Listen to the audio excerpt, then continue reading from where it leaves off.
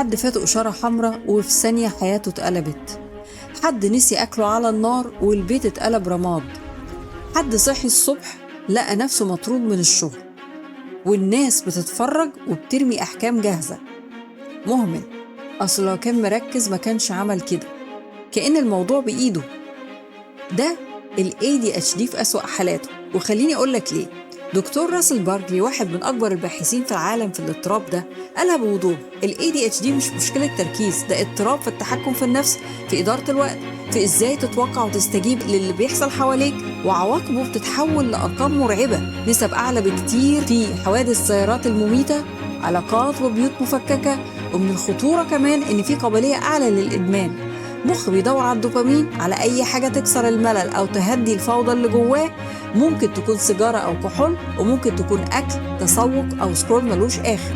والدكتور باركلي بيسمي ده التداوي الذاتي.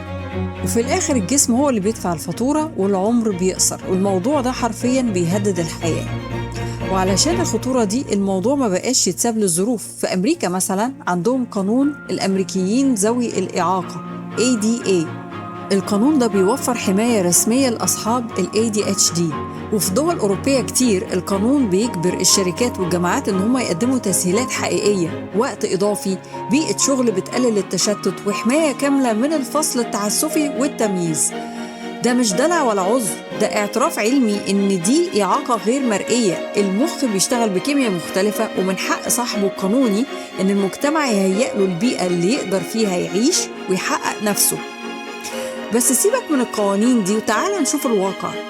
في الشغل مثلا بيبقى فيه تنبيهات متكررة، خطط تحسين أداء، وفي الآخر فصل. وفي الاجتماعات والقعدات الشخص ده بيبقى نكتة القعدة. بس في حاجة تانية أصعب من النكت: التمييز الغير مرئي، النوع اللي مش بتقدر تثبته، ملوش صوت عالي بس بتحسه في كل نظرة وفي كل تجاهل، وشوية شوية بيتحول لإقصاء وعزلة. ومش بس كده، كل ده بيؤدي لضياع فرص كتير وفقدان سنين من العمر في الإحساس بالعار وكره الذات. وفي وسط المعاناة دي كلها تطلع لك الجملة الشهيرة: يا عم ما كلنا عندنا شوية ADHD اليومين دول. هي الجملة دي بتتقال بحسن نية، بس ضررها أكبر من نفعها، لأن ال ADHD مش مجرد نسيان عابر ولا تشتت ناتج عن يوم مرهق. ده اضطراب بيبدأ من الطفولة وبيمشي مع صاحبه طول عمره، وبيأثر على كل جانب في حياته.